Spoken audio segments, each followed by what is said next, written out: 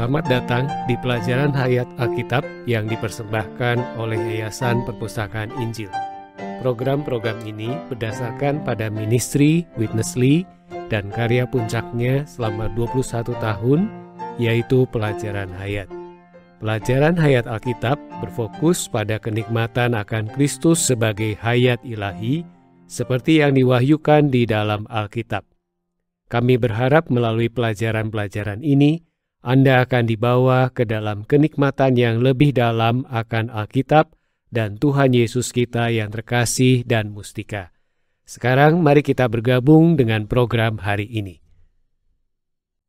Di dalam 2 pasal pertama kitab 1 Korintus, Rasul Paulus menekankan satu hal, yaitu Kristus. Rasul Paulus ingin menunjukkan kepada orang-orang percaya bahwa Kristus adalah solusi satu-satunya untuk semua masalah dalam kehidupan Kristiani dan kehidupan gereja. Tetapi di dalam pasal 3, Paulus mengalihkan fokusnya kepada gereja dan ia menulis tentang gereja dengan cara yang luar biasa, bahkan tanpa menggunakan istilah gereja. Kitab 1 Korintus berbicara tentang gereja bukan menurut doktrin dan ajaran tentang gereja, tetapi menurut hayat dan pertumbuhan dalam hayat. Saudara Silitonga telah bergabung bersama kita untuk persekutuan pelajaran hayat kitab 1 Korintus hari ini. Selamat datang kembali, Saudara Silitonga. Ya, terima kasih, Saudara Aldo. Senang sekali bisa berada di sini. Saudara Silitonga, kita lihat dalam beberapa ayat pertama di pasal 3, Paulus membahas perkara perpecahan seperti yang sudah dia bahas di pasal 1. Bagaimana masalah perpecahan mulai masuk ke dalam gereja dan menyebabkan banyak masalah. Betapa seriusnya perpecahan merusak tubuh Kristus sampai hari ini. Paulus agaknya kembali membahas poin ini di beberapa pasal pertama ini. Kemudian dia pakai kesempatan itu untuk menyajikan sesuatu mengenai gereja dengan cara yang luar biasa, berharga dan tak ternilai. Hal inilah yang akan kita bahas hari ini dan dalam program-program selanjutnya. Mari kita lihat beberapa ayat ini. Saya akan bacakan kembali 1 Korintus pasal 3 ayat 1 sampai 9. Dan aku, saudara-saudara, pada waktu itu tidak dapat berbicara dengan kamu seperti dengan manusia rohani, tetapi hanya dengan manusia duniawi yang belum dewasa dalam Kristus. Susulah yang kuberikan kepadamu, bukanlah makanan keras, sebab kamu belum dapat menerimanya, dan sekarang pun kamu belum dapat menerimanya, karena kamu masih manusia duniawi. Sebab jika di antara kamu ada iri hati dan perselisihan, bukankah hal itu menunjukkan bahwa kamu manusia duniawi dan bahwa kamu hidup secara manusiawi? Karena jika yang seorang berkata, aku dari golongan Paulus, dan yang lain berkata, aku dari golongan Apolos, bukankah hal itu menunjukkan bahwa kamu manusia duniawi yang bukan rohani? Jadi apakah Apolos, apakah Paulus, pelayan-pelayan Tuhan yang olehnya kamu menjadi percaya, masing-masing menurut jalan yang diberikan Tuhan kepadanya? Aku menanam, Apolos menyiram, tetapi Allah yang memberi pertumbuhan. Karena itu yang penting bukanlah yang menanam atau yang menyiram, melainkan Allah yang memberi pertumbuhan. Baik yang menanam maupun yang menyiram adalah sama, dan masing-masing akan menerima upahnya sesuai dengan pekerjaannya sendiri. Karena kami adalah kawan sekerja Allah, kamu adalah ladang Allah, bangunan Allah. Bagaimana menurut Anda, Saudara Silitonga? Saudara Aldo, hal ini sangat luar biasa. Kita bisa melihat bagaimana Rasul Paulus menyinggung perkara ini. Sebenarnya karena begitu banyak masalah di dalam gereja, berusaha untuk menyelesaikan masalah-masalah tersebut adalah sesuatu yang tidak mungkin. Tetapi cara Paulus menghampiri masalah-masalah ini dapat dilihat dari cara dia menulis setiap surat kirimannya, yaitu dari sudut hayat dan bangunan. Dan transisi dari kedua hal ini ada di dalam ayat 9 yang nanti akan kita bahas. Saya benar-benar terkesan dengan cara yang luar biasa ini. Ketika Paulus menghampiri gereja yang bermasalah seperti itu, dia bisa menekankan hayat dan bangunan. Sungguh luar biasa. Saat dia membahas masalah perpecahan di pasal 1, kita melihat bahwa beberapa orang memilih orang yang menjadi favorit mereka, orang yang mereka sebut rasul, dan mereka membentuk kelompok pengikut rasul ini dan rasul itu. Di sini Paulus menunjukkan bahwa dalam ministry Perjanjian Baru, sesungguhnya tidak ada perpecahan antara Paulus dan Apolos. Mereka berdua melakukan satu pekerjaan yang sama, bukan? Benar sekali. Dan hal itu sangat penting untuk diperhatikan. Karena sebenarnya inilah akar perpecahan yang banyak terjadi di antara orang-orang Kristen. Ya, benar sekali.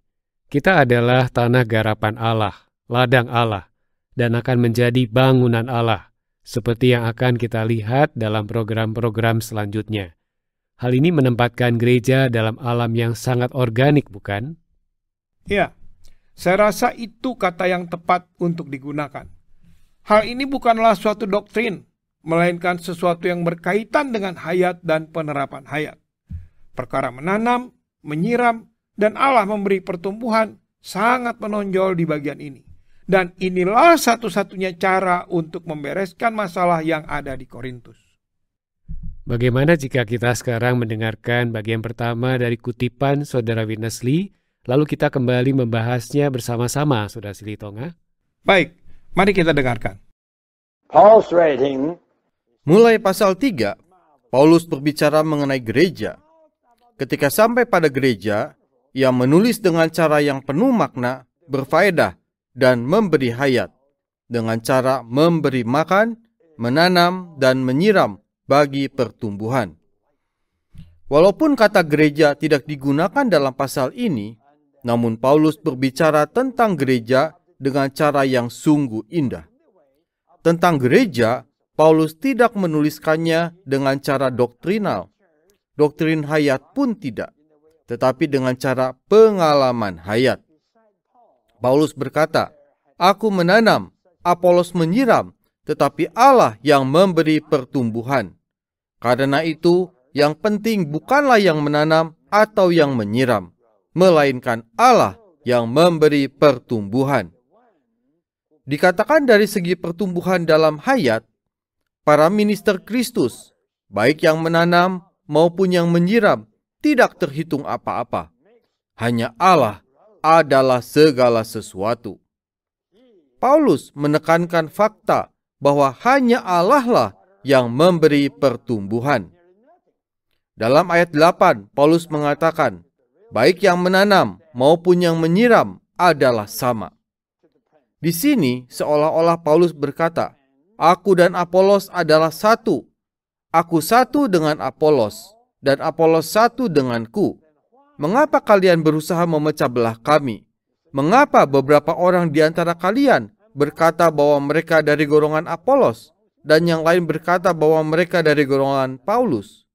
Berkata demikian berarti memecah belah.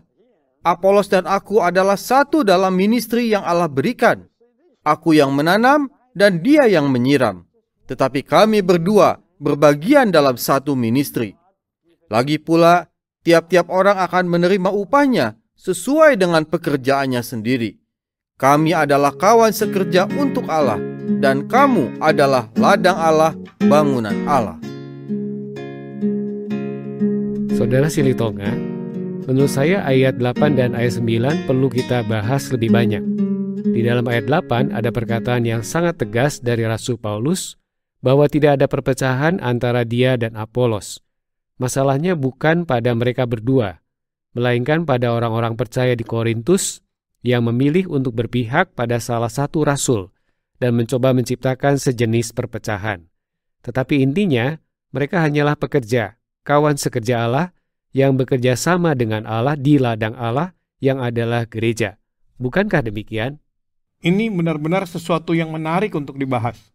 Situasi di ladang ini membutuhkan beberapa orang yang menanam dan beberapa orang yang menyiram.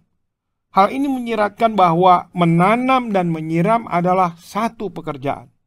Dua rekan sekerja ini bekerja bersama dengan Allah dan Allah yang memberi pertumbuhan. Jadi kedua rekan sekerja ini tidak bertentangan satu sama lain. Mereka juga tidak mencoba membangun ministry mereka masing-masing yang bertentangan satu sama lain. Tetapi situasi ini berbeda dengan yang sering kita lihat hari ini, di mana banyak orang membangun ministry yang saling bertentangan dan saling bersaing. Kita perlu menyadari bahwa kita semua adalah rekan sekerja yang bekerja bersama dengan Allah. Kita berjeri lelah dalam bagian tertentu dari pekerjaan ini, dan kita akan menerima pahala sesuai dengan jeri lelah kita. Paulus menunjukkan di sini bahwa Paulus dan Apolos benar-benar satu. Bila orang-orang di Korintus itu memilih berpihak pada salah satu rasul dan rasul-rasul yang lain, itu benar-benar menyebabkan perpecahan. Kita telah melihat di dalam pelajaran hayat bahwa perpecahan adalah masalah pertama yang menyebabkan semua masalah lain masuk ke dalam gereja di Korintus. Jadi sungguh luar biasa bagaimana Paulus membahas perkara ini dengan cara yang begitu lugas dan tegas untuk mempertahankan keesaan dua rekan sekerja ini, yaitu Paulus dan Apolos. Dia benar-benar mengutuk perpecahan yang disebabkan karena berpihak dan memilih salah satu rasul dari rasul yang lain. Saya rasa bila Anda mempelajari lebih jauh tulisan-tulisan Paulus di seluruh Perjanjian Baru, kita akan melihat dengan jelas bahwa pandangan ini mengendalikan semua pekerjaan dan tulisannya di seluruh ministrinya. Paulus memandang gereja dalam konteks bukan sebagai panggung baginya untuk mengembangkan ministrinya sendiri atau untuk mendapatkan banyak pengikut. Paulus benar-benar membuktikan bahwa dalam kasus orang-orang di Korintus ini, dia sama sekali tidak mengizinkan seorang pun untuk menjadi pengikutnya. Karena dia ingin orang-orang menjadi satu dalam satu ladang, bertumbuh dan berbuah. Jadi kita perlu selalu melihat aspek ministri Paulus dari gambaran utuh tentang gereja Allah. Gereja adalah pusat bagi Paulus. Hayat dan bangunan adalah kata-kata kunci dari semua ministrinya. Seperti yang kita bahas dalam berita hari ini, kita perlu menggarisbawahi bahwa segala hal yang berkaitan dengan gereja, baik istilah gereja dipakai atau tidak, adalah pusat dari apa yang Paulus sampaikan. Tetapi pemahaman Paulus adalah bahwa gereja itu adalah tempat pertumbuhan yang organik. Dan kita orang-orang percaya adalah tanaman di tempat pertumbuhan ini atau di ladang garapan Allah ini. Di bagian selanjutnya, Witness Lee merujuk kembali pada istilah karunia awal di pasal 1 yang telah kita lihat beberapa minggu yang lalu.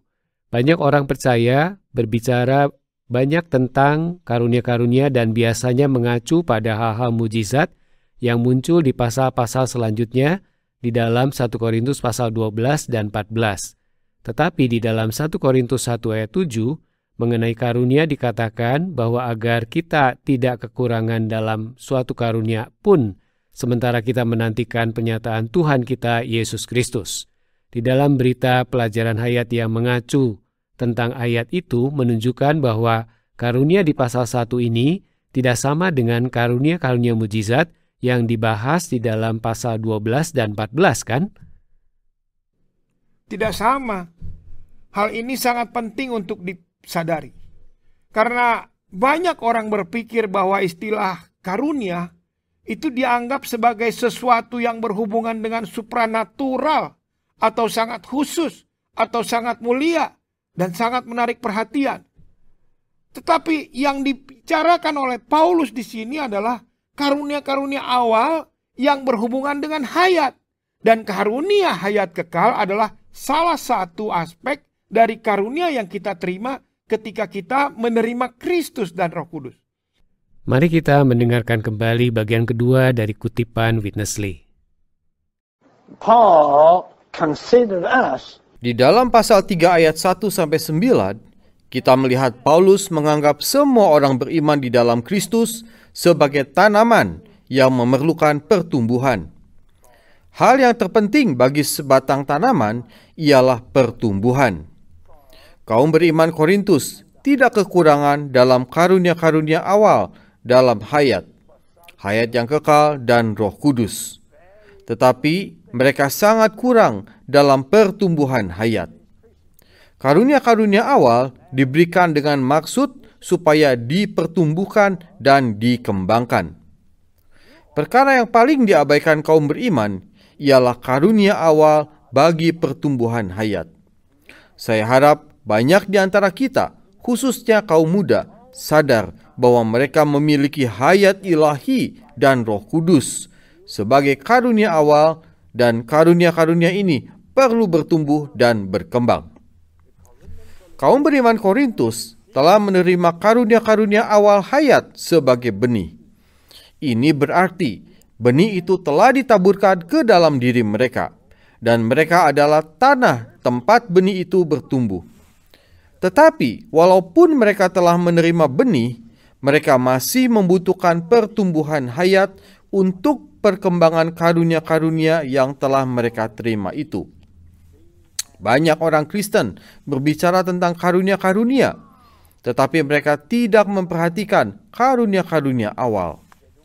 Karunia-karunia dalam pasal 1 ayat 7 berbeda dengan yang terdapat dalam pasal 12 dan 14. Karunia-karunia dalam pasal-pasal itu bukanlah karunia-karunia awal. Dalam pasal 12 dan 14 terdapat karunia-karunia mujizat dan karunia-karunia kematangan. Misalnya, keledai Bileam yang berbicara dengan bahasa manusia benar-benar adalah suatu mujizat. Walaupun bisa disebut karunia, tetapi ini pasti bukanlah karunia hayat yang awal. Tidak perlu diragukan, keledai Bileam bisa berbahasa lidah karena Allah.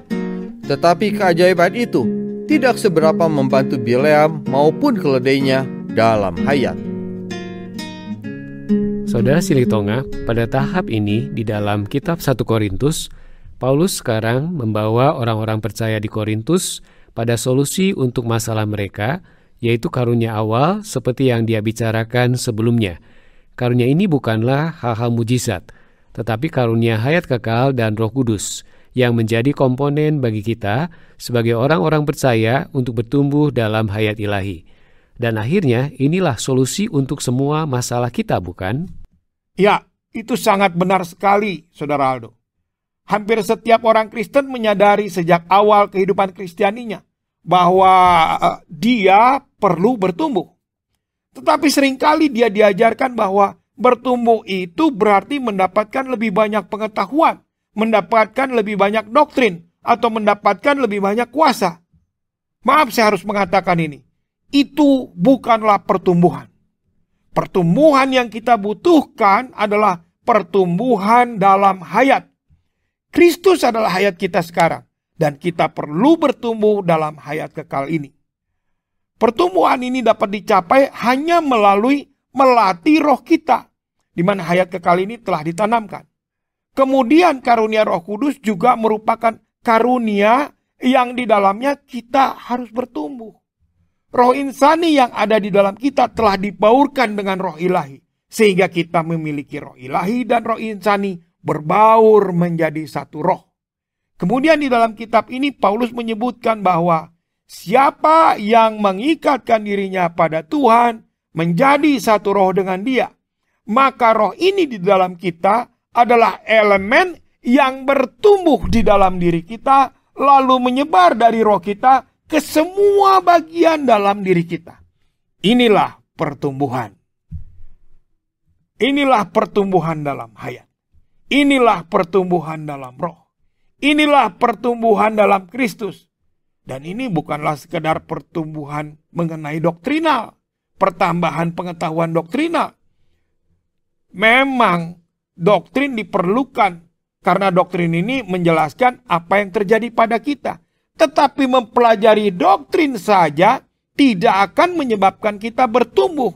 Karena doktrin itu hanya sekedar pengetahuan yang ada di dalam pikiran kita. Dan hal itu tidak ada hubungannya dengan pertumbuhan rohani kita. Dan sebelum berita hari ini selesai, kita akan melihat bahwa kita benar-benar membutuhkan pertumbuhan ini untuk menjadi tanaman yang bertumbuh dan bahkan menjadi ladang yang Allah inginkan. Banyak orang mengira bahwa kitab ini menekankan atau memprioritaskan dua hal, yaitu pengetahuan dan karunia-karunia mujizat. Kita tidak menyangkal bahwa keduanya memiliki tempat di dalam kehidupan Kristiani kita, di dalam hidup gereja. Tetapi penekanan yang sesungguhnya adalah pada hayat, karena pengetahuan belaka tentu tidak dapat secara fundamental mengubah kita. Demikian juga dengan hal-hal mujizat. Dalam hal ini, Saudara Witness Lee menggunakan contoh Bileam dan keledainya yang diberi karunia mujizat sehingga dapat berbicara bahasa manusia. Tetapi sekalipun melihat mujizat, Bileam sedikit pun tidak berubah, bukan? Iya, itu benar. Bileam sama sekali tidak berubah. Kalau begitu, marilah kita kembali mendengarkan bagian terakhir dari kutipan Saudara Witness Lee hari ini. Saya pikir bagian terakhir ini adalah poin kesimpulan yang sangat signifikan tentang pentingnya pengalaman hayat agar dapat bertumbuh. The spirit of the writer in this chapter Beban roh Paulus dalam 1 Korintus pasal 3 ialah membantu menyadarkan kaum beriman Korintus tentang apa yang mereka miliki dan apa yang mereka butuhkan. Mereka memiliki hayat ilahi dan Roh Kudus, dan mereka membutuhkan pertumbuhan.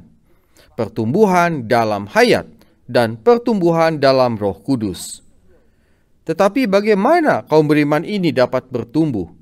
Jika mereka ingin bertumbuh, mereka perlu beroleh penyiraman. Walaupun orang kudus bisa menyiram orang lain, namun pertumbuhan hanya datang dari Allah sendiri. Karena pertumbuhan hanya datang dari Allah, maka mereka yang menyiram orang lain harus membantu mereka berkontak dengan Allah. Sesungguhnya berkontak dengan Allah itu sendiri adalah penyiraman. Jadi, cara terbaik untuk disirami ialah berkontak dengan Allah. Jika Anda dapat membantu seorang yang lemah atau seorang yang masih hijau rohaninya untuk berkontak dengan Allah, hal itu akan mendatangkan penyiraman yang sejati. Kemudian penyiraman itu akan menyuplaikan unsur-unsur hayat kepada mereka yang telah memiliki hayat ilahi. Sementara unsur-unsur ini ditambahkan kepada mereka, mereka akan memperoleh lebih banyak suplai hayat. Kemudian dengan spontan mereka akan bertumbuh. Seperti pupuk membantu tanaman bertumbuh secara spontan, demikian pula kaum beriman di dalam Kristus juga akan bertumbuh secara spontan dengan menerima lebih banyak suplai hayat. Kristus adalah satu-satunya inti ekonomi Allah dan juga bagian kita untuk kenikmatan kita. Dia yang ajaib ini kini adalah roh pemberi hayat yang berhuni di dalam roh kita. Kita perlu melatih roh kita secara terus-menerus untuk menjadi satu roh dengannya. Semakin berkontak dengan Allah secara demikian, kita akan semakin disiram, disuplai, dan dirawat. Kemudian dengan spontan kita akan bertumbuh. Kita perlu menyirami orang lain dan juga disirami. Dalam menyirami orang lain, jangan mencoba memecahkan problem mereka atau menyangka melakukan pekerjaan Allah dengan menolong orang lain bertumbuh. Sebaliknya, kita harus bersama-sama menggunakan waktu untuk berkontak dengan Allah. Demikianlah kita menyirami orang lain, dan Allah akan memberi pertumbuhan kepada mereka melalui lebih banyak suplai hayat. Semoga kita semua nampak bahwa kebutuhan kita yang mendesak ialah pertumbuhan hayat. Dan semoga kita menempuh kehidupan yang menghasilkan pertumbuhan dalam hayat. Dan semoga kita berfungsi dengan menanam, memberi makan, menyiram, dan juga menyerahkan pertumbuhan sejati ke tangan Allah. Saya merasa itu adalah kata-kata yang layak untuk dibingkai dan ditempelkan di dinding di atas tempat tidur saya, agar setiap pagi kata-kata itulah yang pertama saya baca. Kita harus memfokuskan diri kita pada menanam dan menyiram, dan menyerahkan pertumbuhan kepada Allah. Benar. Terlalu sering kita berusaha untuk mengambil alih pekerjaan Allah dan menggunakan cara kita untuk membantu orang lain bertumbuh. Kita mengira kalau kita bisa memecahkan masalah orang lain, itu akan membantu mereka untuk bertumbuh. Padahal sebenarnya kita justru semakin memperumit hidup mereka. Satu-satunya hal yang benar-benar bisa membantu mereka adalah menjamah Tuhan.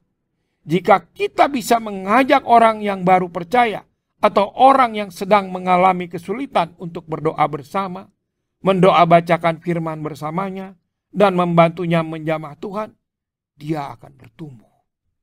Allah yang akan memberi pertumbuhan. Kita menanam, menyiram, tetapi kita harus menyerahkan pertumbuhan itu kepada Tuhan. Hanya Dia yang bisa memberikan pertumbuhan. Saudara Silitonga, saya dengar Saudara Witness Lee pernah mengatakan bahwa ada beberapa orang datang kepadanya beberapa kali untuk menceritakan masalah mereka masing-masing. Pada akhirnya mereka bosan datang kepada Saudara Lee, karena mereka tahu persis apa yang akan dia katakan, bukan? Iya, bahkan saya tahu bahwa Saudara Lee akan selalu mengatakan bahwa Anda hanya perlu berdoa, atau mari kita menjamah Tuhan, atau mari kita mendoa bacakan sebuah ayat. Saudara Lee hanya akan mengarahkan mereka kepada Tuhan yang ada di dalam mereka. Dan memang hanya inilah satu-satunya cara agar mereka benar-benar bertumbuh. Kita semua dapat bertumbuh hanya bila dalam segala hal Allah menjadi real di dalam kehidupan kita. Saya ulangi sekali lagi. Kita semua dapat bertumbuh hanya bila dalam segala hal Allah menjadi real di dalam kehidupan kita. Dan caranya adalah melalui menjamah Tuhan di dalam firman dan menjamah Tuhan melalui berseru kepada namanya. Bersekutu dengan saudara lain bukanlah mencari jalan untuk menyelesaikan masalahnya, tetapi untuk mendapatkan diri Tuhan. Inilah yang akan menghasilkan pertumbuhan. Saya telah memperhatikan Anda selama beberapa tahun terakhir ini di gereja di mana Anda melayani. Dan saya selalu terinspirasi bahwa Anda sangat sering mengunjungi dan menghabiskan waktu bersama-sama saudara-saudari. Seringkali Anda bersama dengan mereka yang kita anggap lebih lemah atau memiliki masalah. Dan Anda menerapkan apa yang kita bahas hari ini sebagai solusi nyata untuk semua masalah di dalam gereja. Saya pikir kita semua bisa mendapatkan manfaat dari pengalaman seperti ini, bukan? Saya berharap, baik saya atau siapapun juga, supaya janganlah menjadi penyebab perpecahan. Janganlah berusaha membangun sekelompok pengikut. Kita perlu menanam dan kita perlu menyiram. Itu bagian kita. Apapun yang kita miliki, kita dapat melakukannya. Kadang-kadang kita menanam, kadang-kadang kita menyiram. Tetapi kita semua harus menjadi orang yang hanya membimbing orang kepada pertumbuhan dalam hayat. Sehingga Allah dapat memberikan pertumbuhan dan mereka dapat keluar dari hal-hal kedagingan dan masuk ke dalam realitas pertumbuhan hayat di ladang Allah. Amin. Terima kasih Saudara Silitonga. Berita hari ini sungguh luar biasa. Saya senang oleh pengaturan Tuhan Anda dapat berbagi waktu bersama kami hari ini. Amin. Terima kasih Saudara Aldo. Saya sangat menikmati persekutuan kali ini. Baiklah, kita akan kembali pada program berikutnya. Kami berharap Anda selalu dapat mengikuti semua program di 1 Korintus ini. Sampai hari ini kita telah menikmati program-program pelajaran hayat yang luar biasa. Dan kedepannya kita akan menerima lebih banyak manfaat melalui melihat firman yang telah dibukakan sedemikian rupa, yang tidak berfokus pada doktrin dan pengajaran, tetapi benar-benar berfokus pada hayat dan pertumbuhan hayat dalam pengalaman akan hayat ilahi, dan ini benar-benar adalah gereja. Terima kasih telah mendengarkan.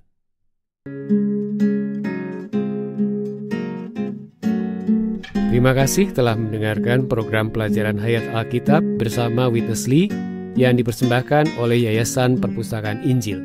Witness Lee menghabiskan 7 dekade pada abad 20 untuk berbicara tentang Kristus. Pertama di Asia, kemudian di Amerika Utara, dan akhirnya ke seluruh dunia. Puncak 70 tahun ministrinya adalah pelajaran hayat Alkitab dengan penjelasan yang lengkap tentang seluruh Alkitab. Penjelasannya berfokus pada bagaimana Kristus bisa menjadi hayat bagi manusia dalam pengalaman yang praktis. Program ini merangkum berita Saudara Witness Lee selama 30 menit.